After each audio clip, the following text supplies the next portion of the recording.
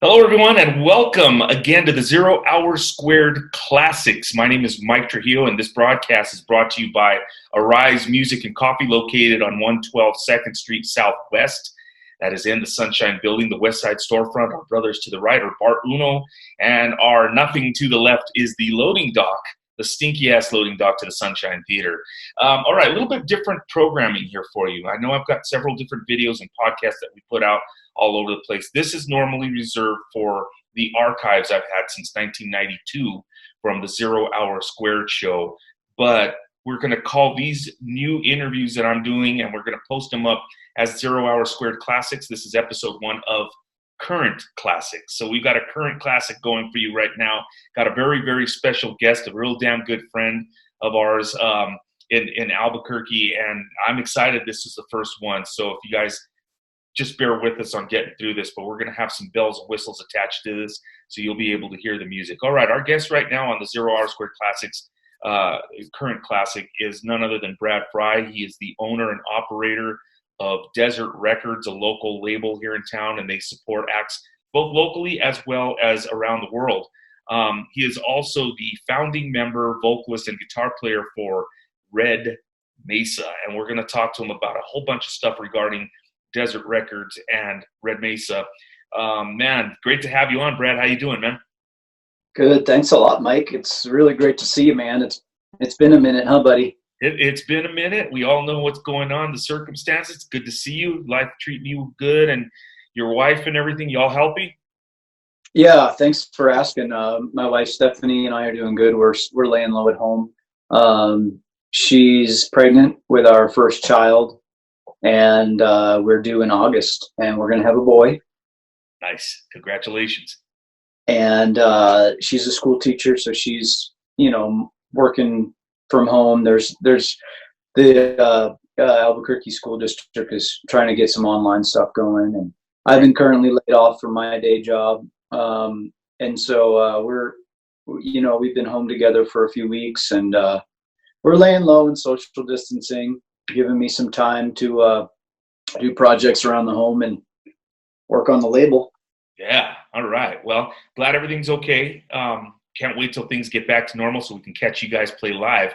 But in the meantime, while people are at home and they're looking for new bands to jam to and new ideas and stuff, that's what we're going to hopefully bring a few weeks of these and maybe continue it on afterwards on a more frequent level. Like I said, I got so many irons in the fire right now, but I'm definitely glad to see that you're doing well and that you're joining us. And what I want to first get into is the label. A lot of people don't know what it takes to open a record label, and you actually have a label, and you're in the competitive market, and that's a cool thing. How did you get Desert Records off the ground? Where did the premise come from that? How did you do it, and where are we at right now on this date in 2020? Yeah, so it's been 2 years and a little bit. I started it in March of 2018. And starting a record label, I didn't know what I was doing either, or what I was getting into. I started it to put out The Devil in the Desert, the second full-length record by Red Mesa. And I had shopped it around a little bit and didn't get anybody to pick it up. And I was like, well, I kind of want to just put it out myself then, and put it out through some kind of imprint. And started the record label and put that out as a first release, and had no fucking idea the amount of work involved to run a record label.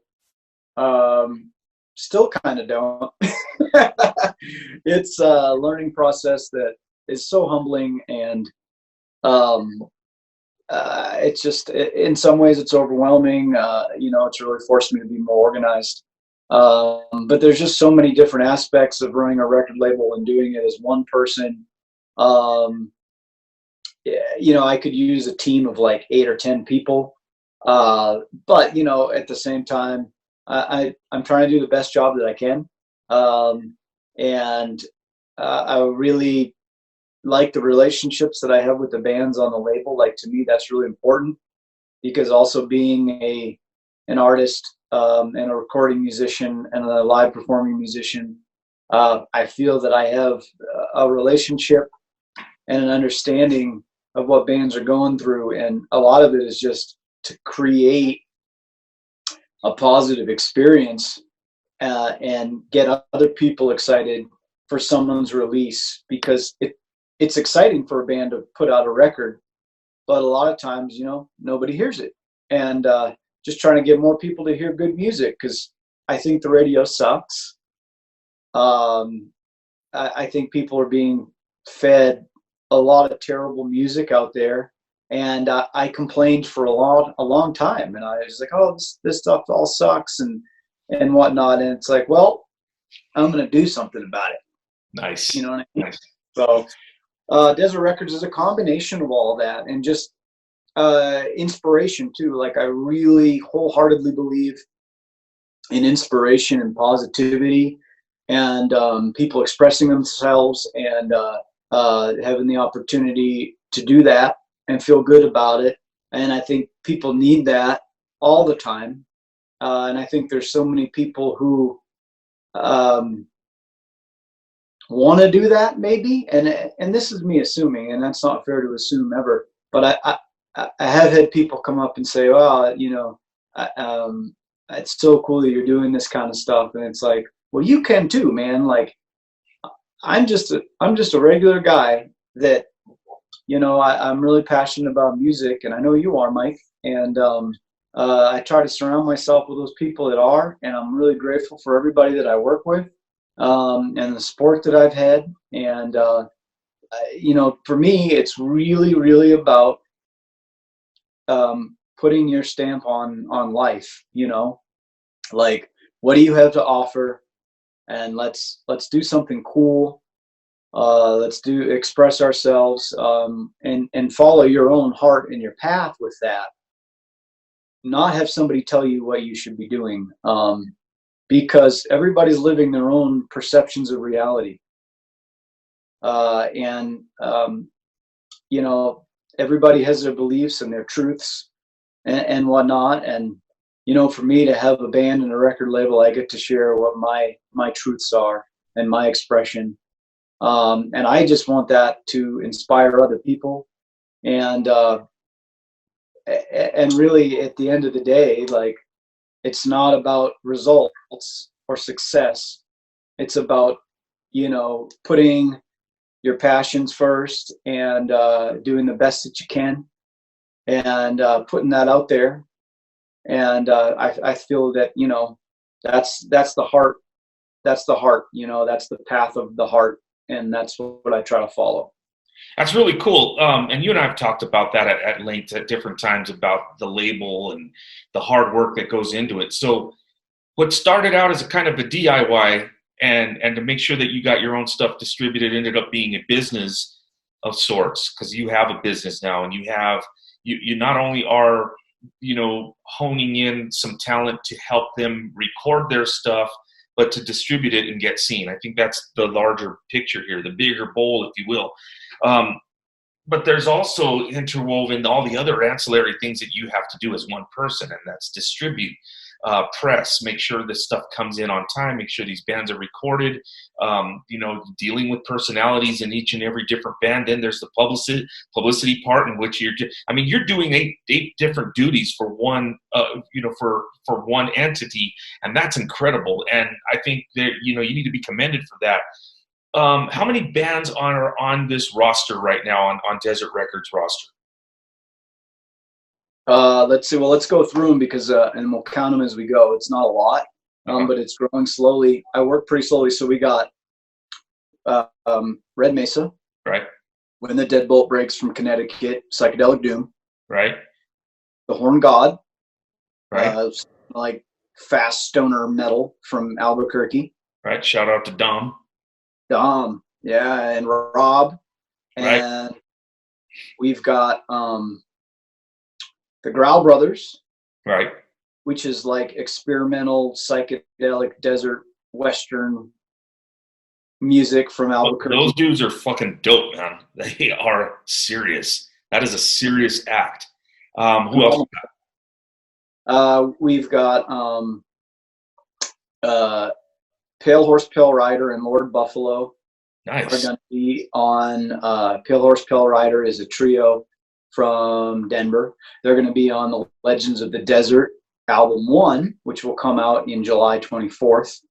Okay. And Lord Buffalo is a 4-piece from Austin, and it's a split series. And it's going to be like a dark desert Western soundtrack, heavy, kind of thing we're going to do. The Legends of the Desert, like Tales from the Desert, Nice.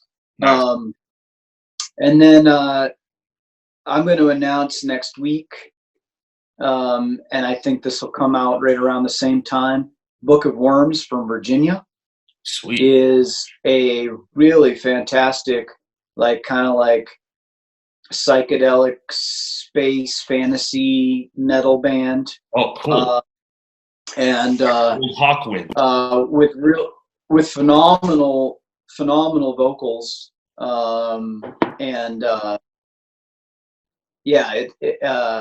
It's going to be awesome to have them on board. So, and then of course, the compilation Women of Doom just came out. All right. So we're going to get into Women of Doom here, but real quickly, man, that's a lot of work. What is your approach? What is your approach and / intent in terms of getting bands on Desert Records? What is it mostly that you're just trying to get the word out for these bands, distribute them, or, I mean, if that's not it, I'm sorry, but tell me what it is. Sure. In a nutshell, it's try to work with bands that maybe I already kind of know, or maybe like Red Mesa has played with, or I've seen live. Mm-hmm. Try to help them release their record, help them with the PR, help them with the tour plan, get their music out there for distribution, and you just help sort of organize the whole push for a release, because there's a lot to it. And as I'm learning, I'm sharing that with the bands. And also, I look at the map and go, how can we start setting up Desert Records bands in cities? How can all those other bands start playing with those bands? How do they tie in with other record labels like Magnetic Eye and Blues Funeral and Ripple and all those guys? And everyone now has the ability to hopefully maybe book their own shows. Mm-hmm. Instead of having to trying to find a booking agent, and there's some great ones out there. But a lot of times it's sometimes better to try to book your own tour, and know, hey, I can hit up these bands in these cities, and then those bands, we can put all these shows together. And I think about connecting the dots. You know what I'm saying, Mike? Connecting those dots so all the bands feel like they've got homies in other cities, and it makes this process so much easier, because every single band on Desert Records, and any band that I fucking know, no matter how big they are, except for, if they're huge, like the Stones, Rush, or something like that, everybody's got day jobs. Yeah. Being an artist and a musician these days, there aren't even fucking residencies anymore, really. It's not like, our band's going to go and play for, 3 weeks at this bar, and then maybe we got a week off or something, and then we'll play 5 nights a week at this bar. Everybody's got day jobs, and balancing that with families and life and jobs and maybe other bands and other things is extremely challenging. How to maintain a healthy balance with all that in your life, and the amount of effort and work it takes, not only to learn instruments and find band members to play with and write songs, record those songs, play those songs live, put out a record, get on the road and tour, put out merch, be active on social media, be relevant. I mean, that's a whole job in and of itself. So it can be extremely overwhelming and frustrating for a musician. And I just try to, as best as I can, try to help alleviate that and help those bands find balance, man. Right. So it's really cool. It's a collective, and a community collective, even if they're from other towns and stuff, to try to kind of help network. And I think that's a great idea. That's something, that's how a lot of the scene started, even back in the 60s and 70s, when you had the Los Angeles scene with a lot of the up and coming kind of country crossover rock bands like the Eagles and Linda Ronstadt and that whole kind of collective, or any scene that started in DC with Minor Threat and Bad Brains, and the same with the New York hardcore scene, and the same with Seattle. It just kind of has to have an organic feel, and sort of like you said, a kind of a group effort amongst your homies, your brother bands, your sister bands, things like that. I think that's a tremendous way to go about it. Also want to thank you and commend you, Desert Records, for putting out 2 huge New Mexico compilations, man. Those were fucking brilliant. The Land of Estrangements, Part 1 and Part 2, with just how many bands did each of those CDs have? 22 each one. Nice. So that's 44 bands. I'm going to do Land of Estrangement 3 later this year. I'm working through, ironically, all of my big releases through COVID-19 pandemic, which has been weird. All of the work that, and this is the same for everybody. Like, there's no pity party here. All the bands across the world are dealing with the same thing, is that none of us can play. We're figuring out a way to stay relevant and be in touch with our fans through the internet if we can. And everything's on hold. We don't know when venues are open back up. There's no word. There's no date. We don't know. So tours have been canceled. All the merch that bands bought, they're trying to sell it online. Thank you to everybody who supported any bands out there. There's been all the record shops have closed down. I know Arise is closed, and that's tough. And so we have seen a bit of an increase of people supporting bands online. So appreciate everybody who's done that out there. Right. And Land of Estrangement is just something I want to do for the locals, because I believe in local community. It was a chance for me to get to know some bands, and it was just a free thing that we did, and just bands just submitted a song and we put out a compilation. It's kind of grown into something bigger. So there's 2 right now, and we'll do the 3rd one. And it's got the same artwork, kind of tie it all together. And I do 22 bands on each one, put it out as a double CD. And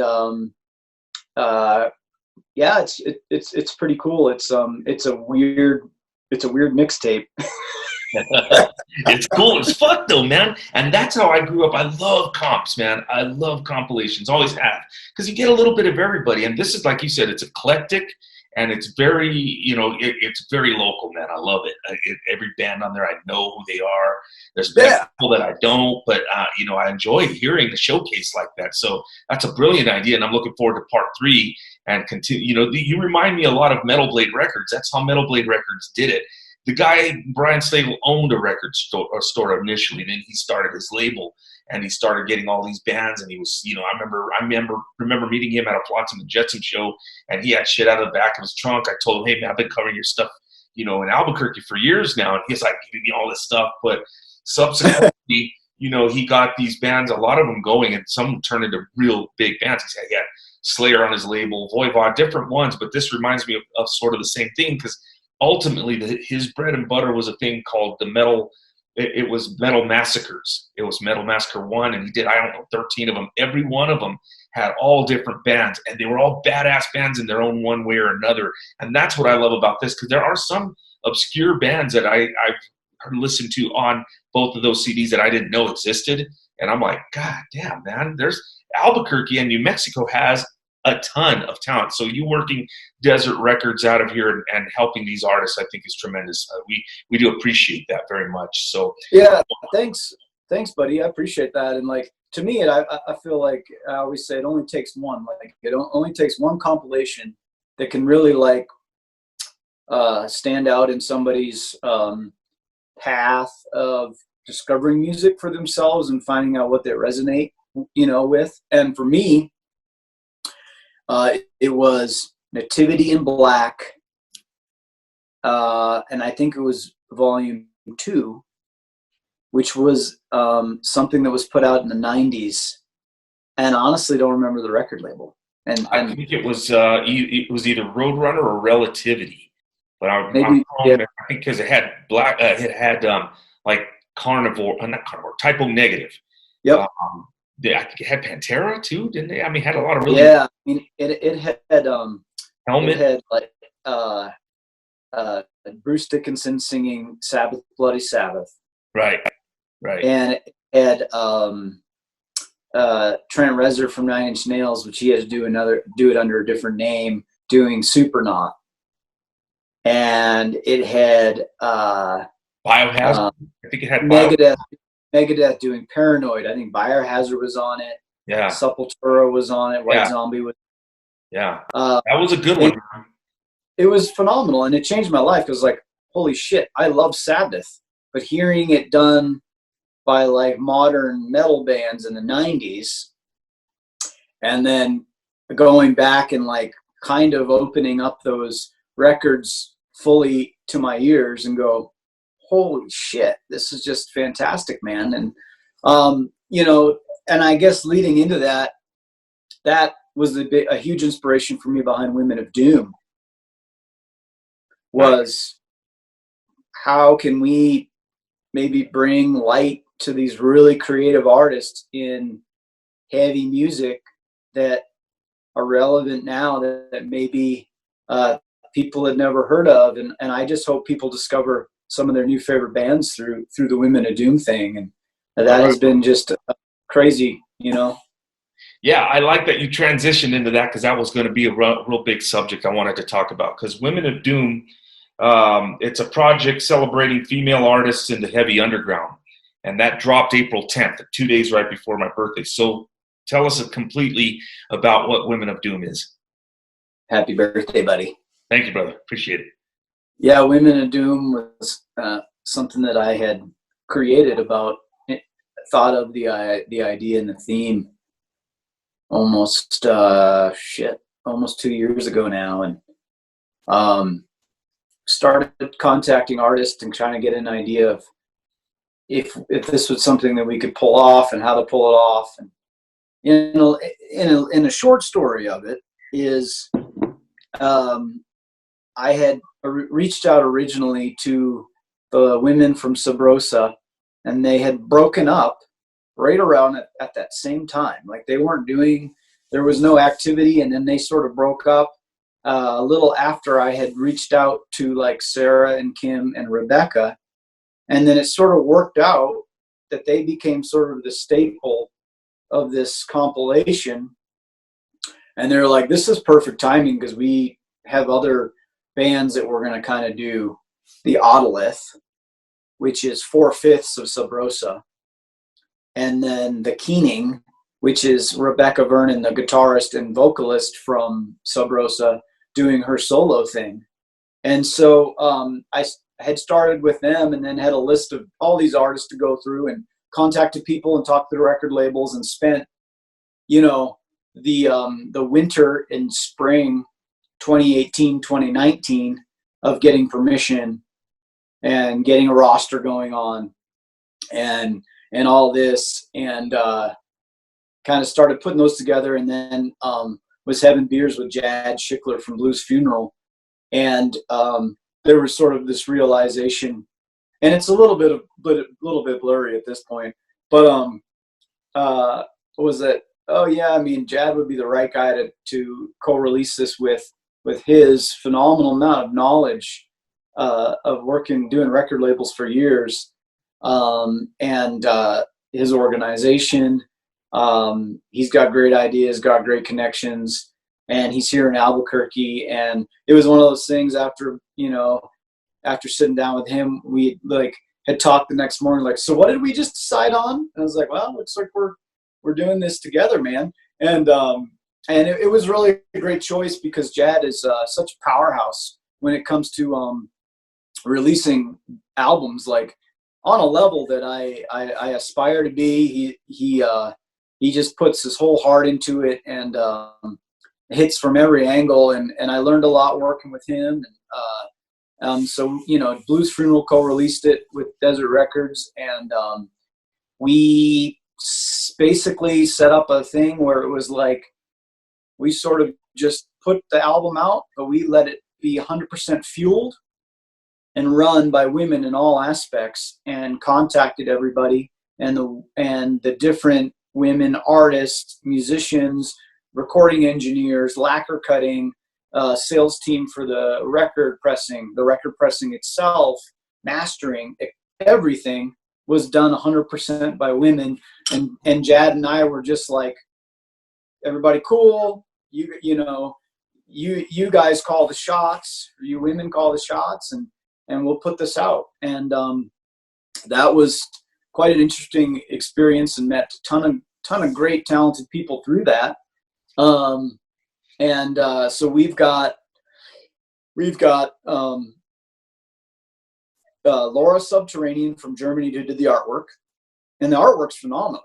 Do you have it there, Mike? I don't have it handy, but I have seen it, and we'll put a graphic up for it. That way, sure, we can get a nice, good look at it. Because I also want to get the yeah, that's badass. You see that? One of those shirts, man. Those are cool. Yeah, so that's, and Laura's got a great description of the meaning behind the shirt or the logo. It's a snake that's kind of cut up, and has been cut into pieces with the sword going through it, but new life is growing out of its wounds, and was sort of a metaphor for how strong women are, and how they can come back from a lot of pain and tragic experiences and things like that. And she wrote a really beautiful thing about that. Nice. And then, of course, the artists were female musicians. Some of them did solo stuff. Some of them worked with their bands. Most of the people who mixed the record were females. Jet Galindo from the bakery in LA, she mastered the whole thing. Jen Eck from Lucky Lockers cut the lacquers for the vinyl records. The whole sales team over at Furnace and the pressing team was all female. Elizabeth Galmadez did the essay in the liner notes of the record. All the different publications who heard the record first and premiered it and reviewed it were all women. It was just really cool, man. And so Desert Records and Black Funeral Records basically just act as the distributor for the all-female project. Is that how you would describe it in a nutshell? Well, distribution is set up through North America and Europe. We are the entity that just releases the record, and sort of just is the avenue for people to be able to hear it and for us to put it out. And we did a Kickstarter to help finance it, and then of course Desert Records and Blues Funeral financed it. And we're going back to, you had talked about like DC. I was really inspired by Minor Threat, those guys, in terms of their record label out of there that's still going strong today, Discord Records. I've never been a punk guy, but I watched this documentary on them, and it was really influential. 50-50, man, with the bands. And so with Women of Doom, it's just 50-50 straight up. We're also going to take a portion of any profits and give that to a women's charity. And we're figuring out who we're going to work with, and we're talking with the artists about that to try to give back to. This project's amazing. It is. I've been listening to it, and it was a lot different than what I expected. I expected more like the prototypical type of comps where it's just boom, band here, band there, band here, and the beauty of them is that you have a variety. This seems to hold a little bit more of a theme, kind of collectively done, and it's very ethereal by nature. It's a very deep album, and it's very interesting, and it goes by quick. You're not bored. You're not sucked in. Oftentimes, you get too much for, when a little bit is enough. So there's also this really weird vibe that I get that's good, and it's nurturing. It's sort of like comfort food, or like mother's milk.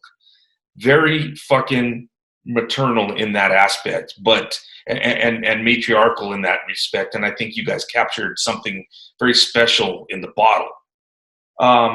You've also run into a little bit of criticism, though, being both genders working together on this, but yet the purists would say, well, if it was completely all done by the women, then why don't they have that other aspect? Can you kind of speak to that criticism and how you've learned to kind of just deal with it and know that in your heart of hearts that that's not what this project is about? Yeah, and in a nutshell, it's like, I appreciate you asking me that, and I also really like what you say about the record, and I'd like to come back to that.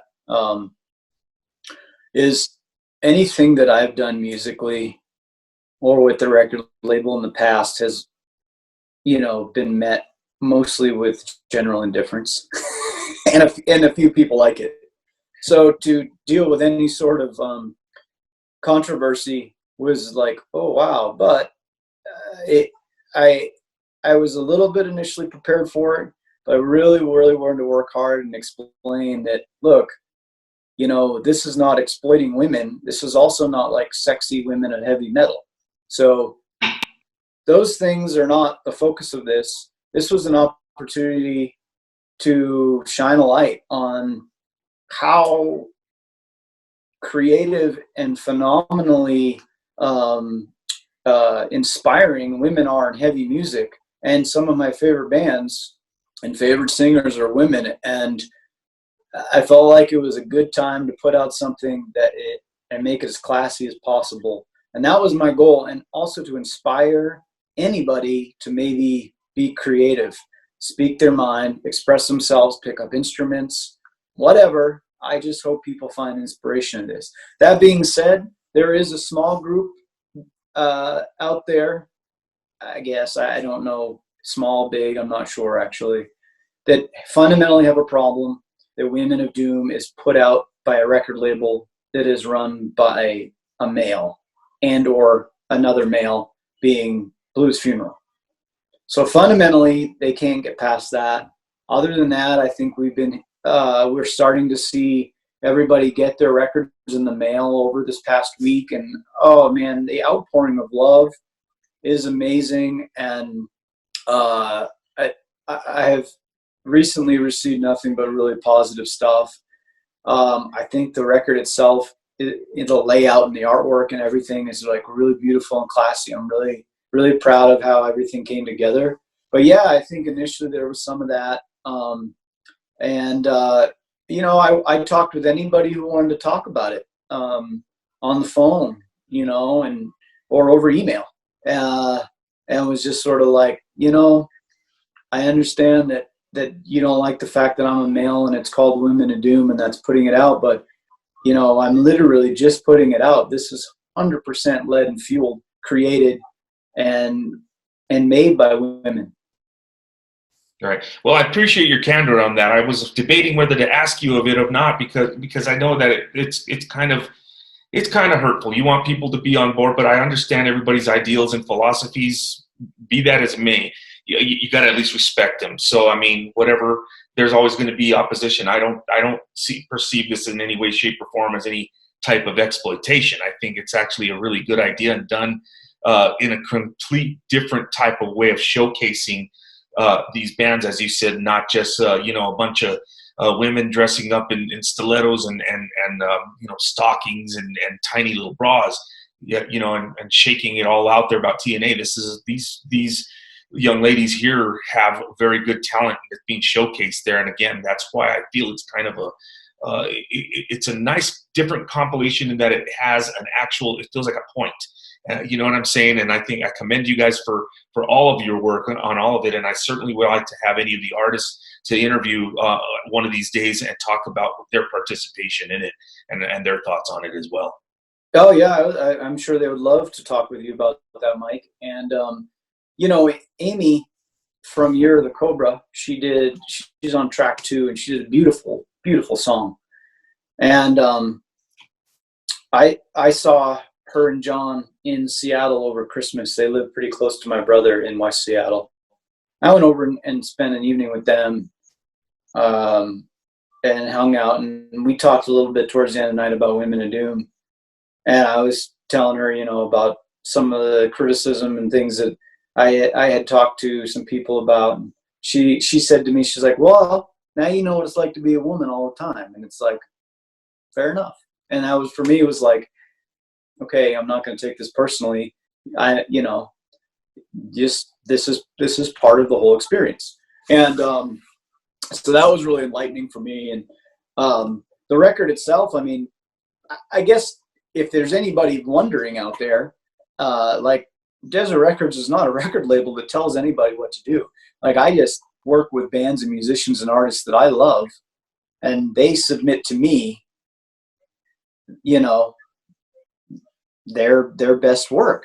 That's That they feel is their best work. In the same thing with Women of Doom, Jad and I did not tell the women what to do. Like, there was no like, we need, it was sort of like,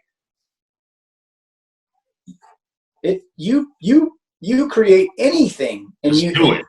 And do it. There was no like, do that over. There was no, we don't accept this. It was like, we accept whatever you give. And this record, dude, is phenomenal musically from front to back.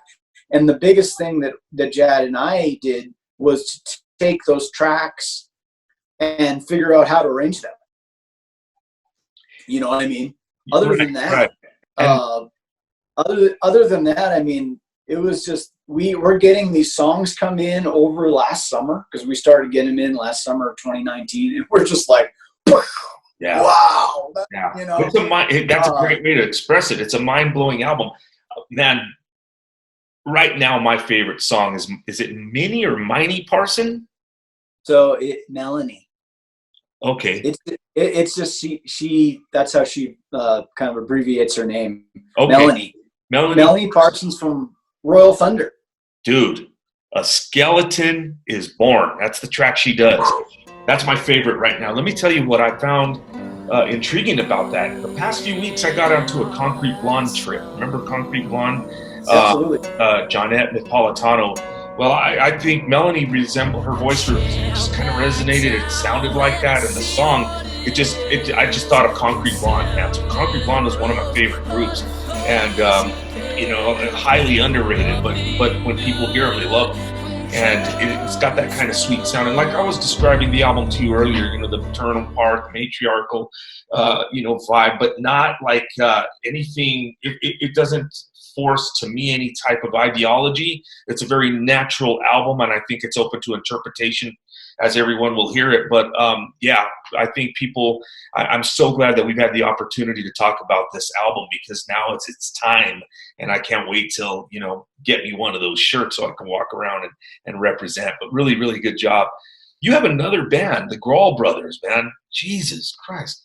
How you have this symbiosis of finding these badass artists is amazing to me. And that's a testament, I think, to your good heart. I don't think, you're not the typical suit that owns a label that's trying to, groom a band. You're just trying to get them heard and seen and do it collectively, to where at some point you can really, help structure and help a lot more artists. And I would think that that'd be the goal. And I think you're heading in a pretty good way right now. But tell us about the Grawl Brothers, who they are, their latest release as well, and then we'll start getting into Red Mesa. Yeah, so Grawl Brothers from Albuquerque, New Mexico, and they consist of two musicians, and that is Alex McMahon and Greg Williams. And I should have said it the other way around, Greg Williams and Alex McMahon, because Grawl is just the first two letters of their first names. GR, Greg, AL for Al. So we call Al of Grawl, and then Greg of Growl, I guess. But anyways, they are so fucking talented, Mike. Man, they're crazy good, man. Hardest thing for me is how to promote these guys without people being able to see them live. Can you dig that? Yeah, no, I hear you. Because it's hard to explain them. So in a nutshell, they're two dudes. Greg operates the drums with a tape machine that is inside of an old suitcase, and he's running tape loops and weird, gnarly, broken down stuff and drumming, while Alex is looping baritone guitar and sometimes some bass, pedal steel, lots of effects, and they do everything completely improvise on the spot every fucking show. Damn. That's intense, man, because, I mean, the album, what's called Caravan East? Yeah. Did you ever go into Caravan East? I don't know if they did in New Mexico that long. It was before my time. Okay. In Albuquerque. It looked just like that fucking bar in Mickey Tilly's or on Urban Cowboy. Yeah. I think it was just called Tilly's. I can't remember. Mickey Gillies, not Tilly's. It was Mickey Gillies. And Gillies, he's got a place in Las Vegas in the Tropicana, I think. But either way, it looked just like that bar. It had that wood. It was big. It was huge. It had a dance floor with the disco ball. And it had a huge bar out in the back of the center. And everybody in the early 60s or late 60s, early 70s, as far as like country artists like Glenn Campbell and those guys, they'd play there. And even mid-range artists, say, John Michael Montgomery, I've seen him pull up his bus in there one time. And, it was actually a cool place. So the fact that they named their album that was as fitting as crazy and as this band is, man. These guys are fun to fucking listen to, man. God damn. Yeah, they do, there's no vocals, but there is like a weird, talking and weird stuff that goes in the background that they'll kind of pipe in. It's like a weird desert soundtrack for a movie you've never seen. That's kind of the best way that I describe it to people, is that, putting that on, everyone's going to interpret it completely different. Yeah. Every live show is going to be completely different. We always do visuals. They do visuals live. The record is fucking awesome sounding. It's really lo-fi and like kind of weird, gnarly, and is got a little bit of electronica going on with a lot of old school instrumentation. And the pedal steel is like one of the hardest fucking instruments to play. Right. And Alex is amazing on it, and he's played that on Red Mesa Records and played all you name a recording musician, here in town that's kind of got a country western thing going on. You can pretty much be fucking sure that Alex played on that record.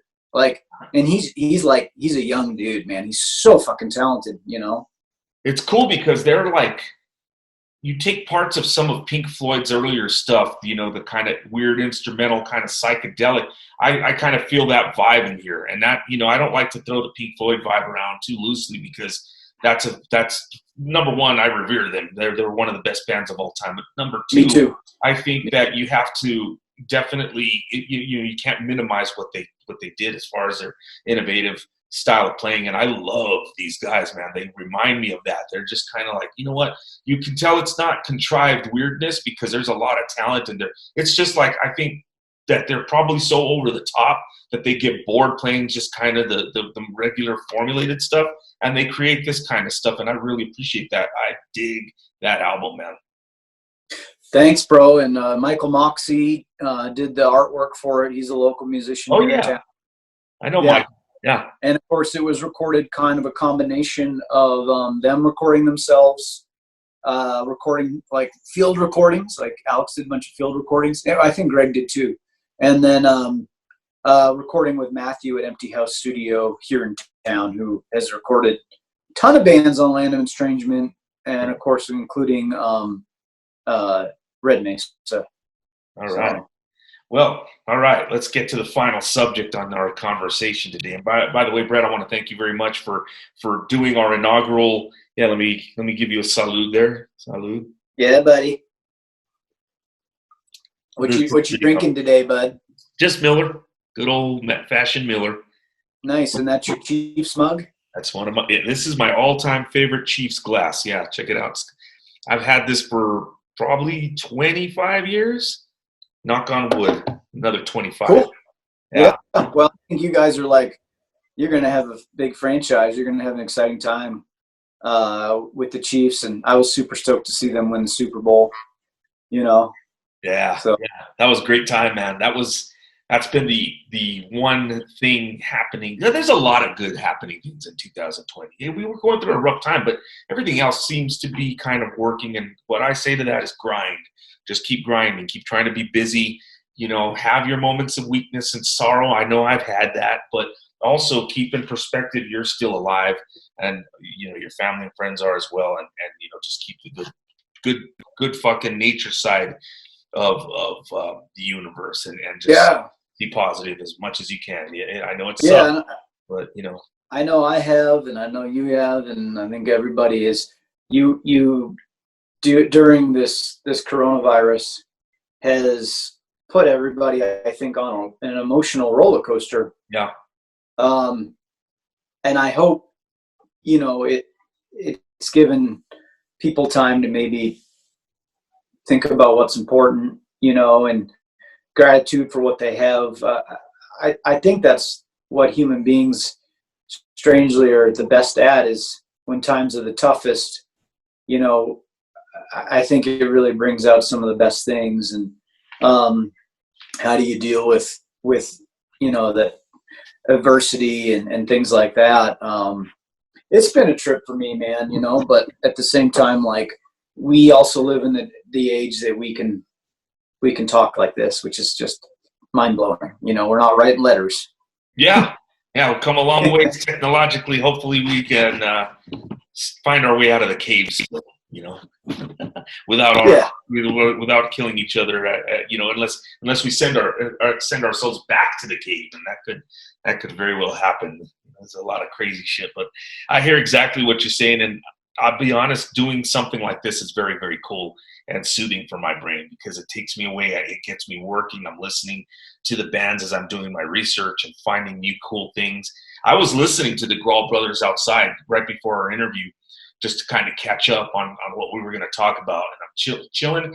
It's kind of breezy, a little cold, but there's sun coming in. I'm watching the leaves on the ground shaking from the tree. All of that, dude, was captured beautifully. Then a little lizard came and sat right next to me.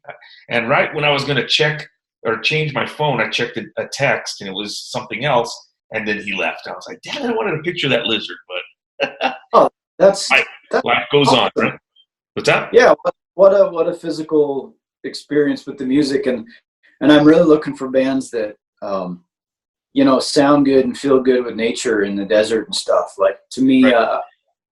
I think that's combining landscapes and environments with music is just really cool. Nice. You know? Nice. Well, one of the best releases I've heard in a long time is your brand new album with Red Mesa called The Path to the Deathless. Dude, that is fucking top notch. Now, there's no doubt about it, I'm biased. I'm a huge fan of you guys. All of you guys are best friends of mine. Roman, you know, and I work together at the shop. So I am a little biased, but at the same time, you know, if I was some strange dude came in out of town and I was like, who's a good show to go see? Well, I would recommend him Red Mesa, and I guarantee you he'd come out feeling fucking great. So the brand new album is called The Path to the Deathless. When does it arrive? We have pushed back the release date, and we're going to do June 12th, Friday, June 12th. Okay. Yep. And I'll give a shout out to my brothers, Roman and Alex. Yes, for sure. I think maybe we'll do a Red Mesa episode with you in the future. Right. That would be awesome. Right. We'll do that.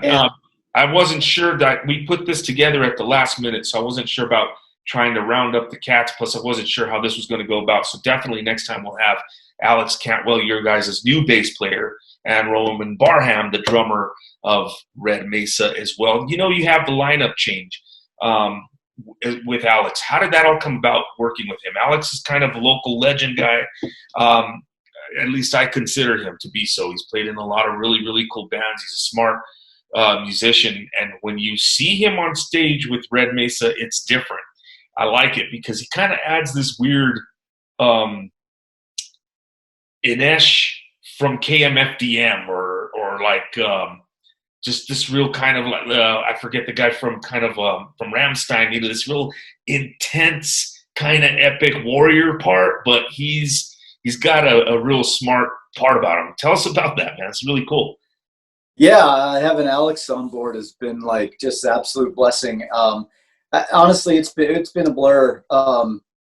You know, Roman and I have stayed really busy with Red Mesa, and Roman is the second drummer of Red Mesa. You know, the first kind of version of Red Mesa I feel is sort of like the beginning, and I love those guys, and they've gone back to their families and stuff. And when it came to doing The Devil in the Desert, it was just kind of me and Matthew from Empty House Studio. And then me and Roman, I was going to see if he could get in and drum a little bit on The Devil in the Desert. And he was heading out to Maryland Doomfest, and I was wrapping it all up and stuff. And Roman and I started jamming, and it was a media connection. And then, we went through some bass players, and that's been part of it, part of the road. And then we kind of started talking with Alex, and we needed a bass player for a show last summer, and Alex hopped on board, and the energy was insane. And it was a blur.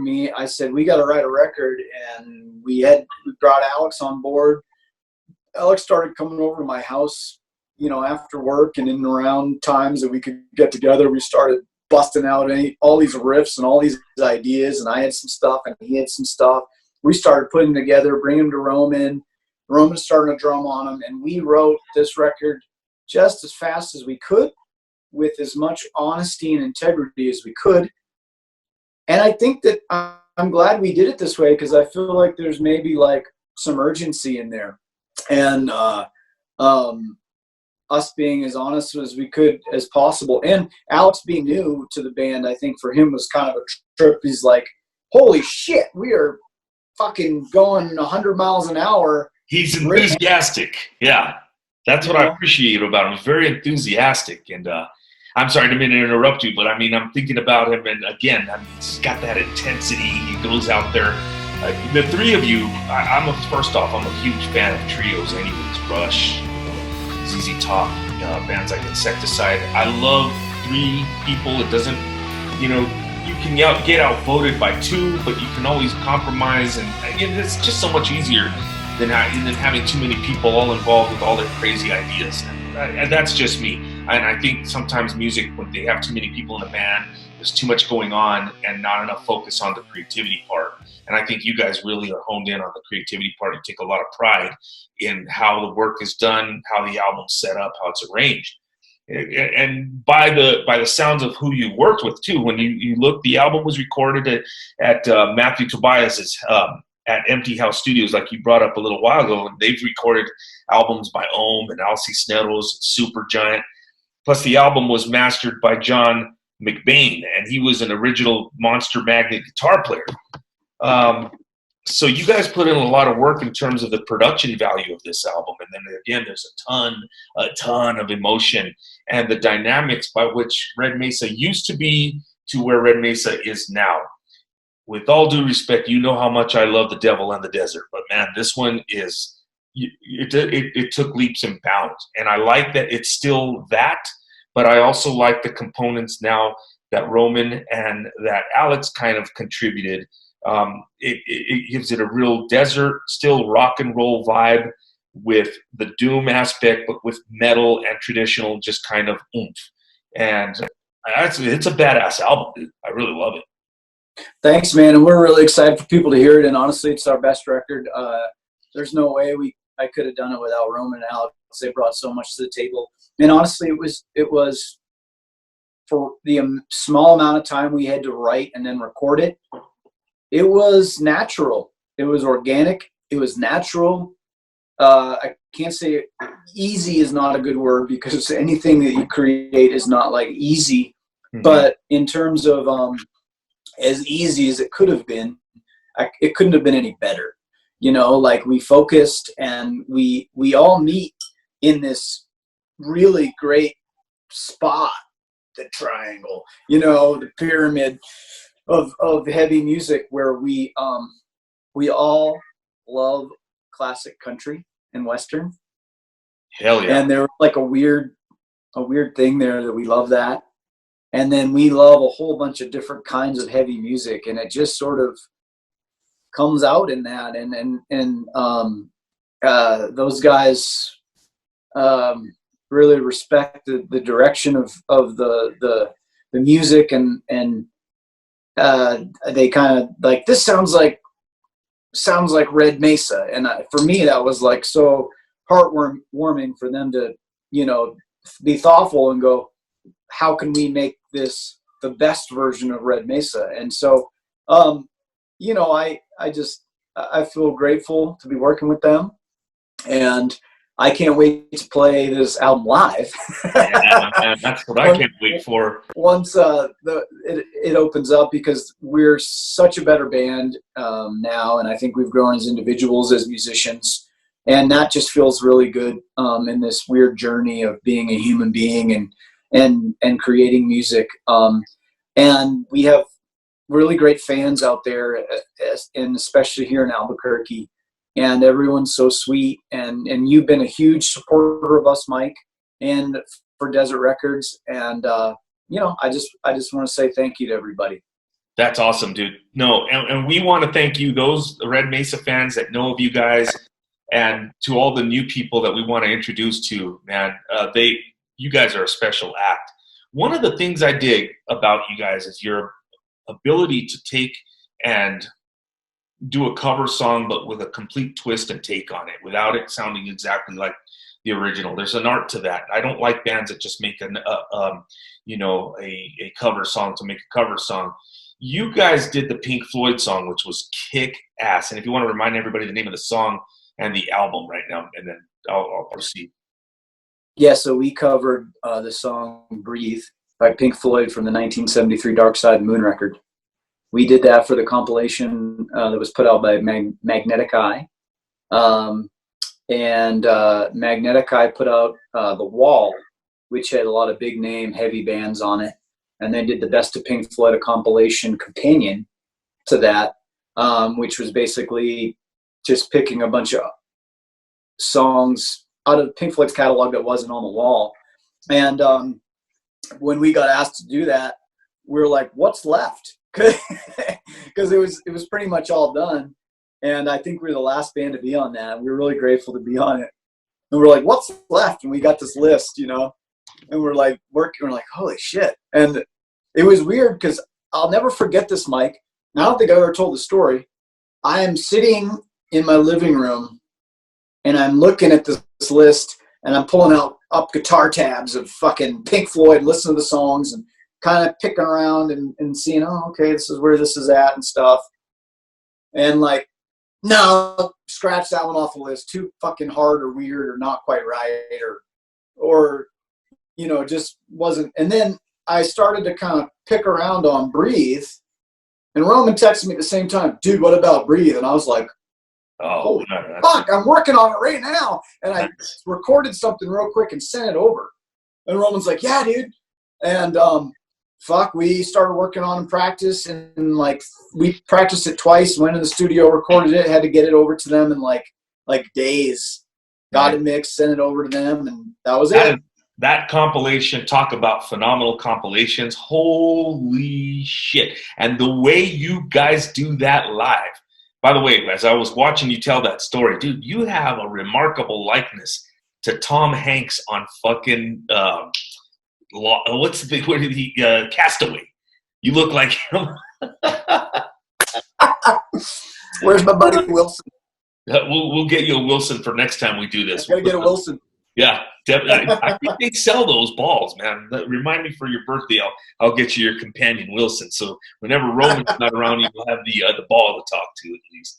But the other cover that I'm glad that we talked about, Bree, but the one that you guys have been toying with and playing with live is another one real near and dear to my heart is Joe Walsh, "Turn to Stone." That's badass. And I know how much all of us talk about Joe Walsh. Joe Walsh, to me, is right up there on the top. I love that dude. It pisses my girlfriend off because he's a rebellion and he's one of my heroes. I like the anti-hero guys and guys like him and Lemmy. But yeah, will we ever see that on a recording one of these days?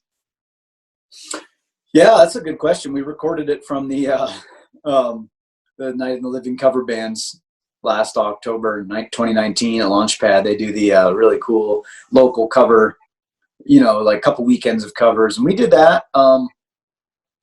We've got the recorded version. I'm going to send that over to you. Nice. I've released that for Desert Records subscribers, and it's Turn Stone, man, has been a fun song for us to play live. We never really done covers until that Pink Floyd song, and we've worked that one in there, and it's pretty awesome. Joe Walsh is just amazing. Joe Walsh rules, dude. I've seen him 2 times solo and 2 with the Eagles. And I always tell everybody, it should be Joe Walsh featuring the Eagles when he played with them. That's how it should have been dubbed. But needless to say, I mean, that to hear you guys do that version, and like you mentioned some country stuff. I remember you guys do a country song that Alex sings, if I'm correct, right? What song was that? It was badass when you guys did that. So we've done. When we do brewery sets, like we kind of switch it up and don't play the heavy stuff, and we just bust out acoustic guitars. Me and Alex on acoustic guitars. I'll play some harmonica. Roman will either play a kit or maybe like a cajon. Sometimes he plays with like brushes or something that doesn't hit real hard with. Just to keep the volume low, because you can, I remember playing like one of the first brewery shows, and I think we just like cleared everybody out, Right. And so we're like, oh, well, we love country and blues and folk and Americana and like classic rock, and how can we kind of weave that into a brewery thing? So Alex, when we do those, we try to like every other song, me and him switch off, because Alex is a phenomenal vocalist, and like the styles that he can sing go far beyond my style, and so like Alex can sing country, and he can also fucking blood curdling scream and growl. I mean, it's just it's incredible. I've seen both. His scope of singing is phenomenal. Plus, he sang on "Swallowed by the Sea." He does all the vocals on the last song on the record. And it's the first time anyone's ever sung on a Red Mesa record lead vocals besides me. And when he was showing me this song, and him and Roman had written the lyrics, and Alex had written the music, and I was like, this is perfect, man. I resonate with the theme of it, the lyrics, the music, and Alex sings on it, and it's fucking killer, So we're gonna work that into more stuff. But yeah, like brewery stuff, like Hank Williams III, we love him. And, he sings a lot of that stuff. I sing some of that stuff. It's great. Nice. All right. Well, we're going to go ahead and wrap this puppy up, but I have one more quick question, and you can divulge this answer to me if you'd like. There are a couple of surprises on the new Red Mesa album. Do you want to tell us? Or do you want to just wait till June? Because it's big news and it's really cool. But that's up to you. That's your call. I'm going to wait for the announcements to come out. And I want to wait for the band to talk about that. But we got some special guests, and we're going to announce those in May. Okay. So coming up. All right. I can dig it. I didn't. Sorry, buddy. It's all right. At least I know what it is. But you know what? It's really cool. If you are a Red Mesa fan, if you are a fan of Doom, if you are a fan of Legends, if you're a fan of just good metal and all of that good stuff, you're going to be very happy when you hear the surprise on this particular album, The Path to the Deathless. Dude, brand new Red Mesa album. What is the drop date again for that? June 12th. June 12th. How does anybody give us all of your information? How do people get a hold of you guys, of Desert Records and of yourself? Feel free to let it all out there. We'll have graphics for it up as well. Cool. Facebook and Instagram, Desert Records. Facebook and Instagram, Red Mesa. And then my email is desertrecordlabel@gmail.com. Desert Records music is on all major streaming services, including Spotify, Apple, Amazon, Google, etc. And if you're going to buy the band's music, please support them through Bandcamp. If you don't know what Bandcamp is, go to your phone, download it, start an account. It's free. It's the best way to support your favorite musicians, and you'll discover a ton of music. But they are the fairest platform for sharing revenue with bands and record labels. So go get on Bandcamp and support bands that way. It's beautiful. All right, all right. Anything else I didn't ask you'd like to let everybody know about Red Mesa or Desert Records? Anything final? I just appreciate everybody who supported, Desert Records and the bands on the label since it's come out. We miss you, and I miss everybody. I miss playing music in front of people, and I miss going to shows, and I miss talking to people, and I can't wait to get back out there. But I hope everybody's healthy and staying sane and finding things that inspire them during this time, taking care of themselves and their loved ones. And we're gonna get through this. We'll all be back out there in a few months, and I hope. And you know, just everybody be fucking cool, man. For sure. All right. Well, salud to Red Mesa. Salud to Roman and Alex. Salud to Desert Records. Salud to Women in Doom, and salud to the Grawl Brothers, and salud to you, Brad Frye, owner-operator of Desert Records, founding member, lead vocalist, and guitar player for Red Mesa. Dude, this has been a lot of fun. This has been great for my head. We're going to get this cracked out here. And congratulations on everything. And we'll be talking to you very soon. You also be safe out there. And right on, brother. Thank you very much. Cheers. This has been the 0 Hour Squared Classics. This is the current classic with Brad Frye. We're going to sign off for now. Woo!